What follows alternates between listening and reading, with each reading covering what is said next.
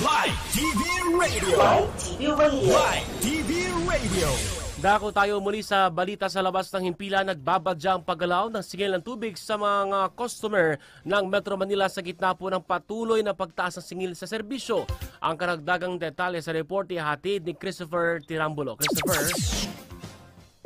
Planong ibalik ng gobyerno ang pagpapataw ng Foreign Currency Differential Adjustment o FCDA sa mga buwan ng water bill ng mga consumer. Ito ang singil sa tubig na pambayad ng paggalaw ng halaga ng piso kontra sa ibang currency na inutang ng Metropolitan Water Works and Sewerage System o MWSS at mga water concessionaire ng Maynilad at Manila Water. Paliwanag ni MWSS Chief Regulator Attorney Patrick T, nagkaroon na naamyenda sa mga kontrata ng mga water concessionaire. Iginiit ng opisyal na hindi naman nawala ang FCDA sa monthly bill ng mga consumer at hindi parating sa singil ito. Posible sa huling bahagi ng taon simulan ang paningil ng FCDA at tiyak ng ahensya na hindi madedehado ang mga consumer.